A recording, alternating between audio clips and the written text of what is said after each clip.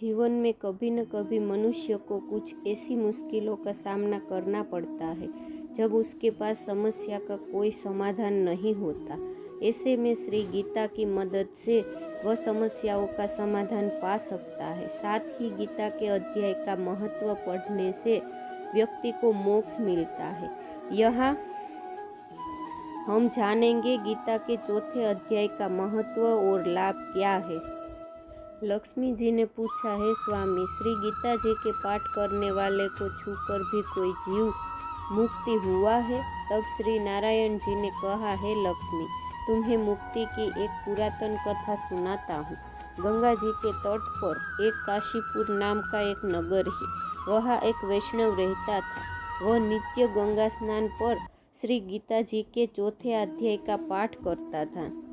एक दिन साधु वहाँ बैठ गया और बैठते ही उसको निंद्रा आ गई।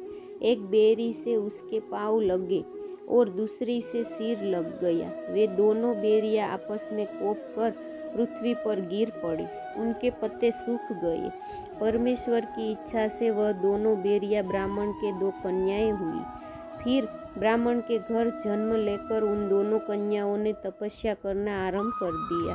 जब वे दोनों बड़ी हुई तब उनके माता पिता ने कहा, हे पुत्रियों, अब तुम्हारा विवाह करते हैं। तब उन्होंने माता पिता से कहा, हम विवाह नहीं करेंगे।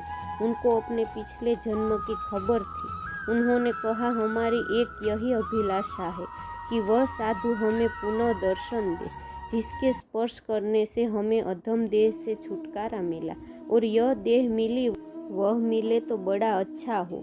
यह विचार कर उन दोनों ने माता पिता को तीर्थ करने की आज्ञा मांगी। तब माता पिता ने उन्हें तीर्थ यात्रा की आज्ञा दी। तीर्थ यात्रा करती करती वह बनारस पहुंची तो वहां जाकर देखा कि वह तपस्वी बैठे हैं, जिनकी कृपा से हम बेरी की देह से छूटी है। तब उन दोनों कन्याओं के चरण वंदना की। साधु ने कहा, तुम कौन हो?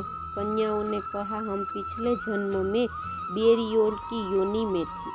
एक दिन वन में तुमको बहुत धूप लगी, तब तुम बेरियों की छाया के तले आ बैठे। लंबा सन होने से एक बेरी से आपके चरण लगे और दूसरी बेरी से सिर लगा, तो उसी समय हम बेरी की योनि से मुक्त हो गए। अब हमने ब्राह्मण के घर में जन्म लिया है और हम बहुत सुखी हैं।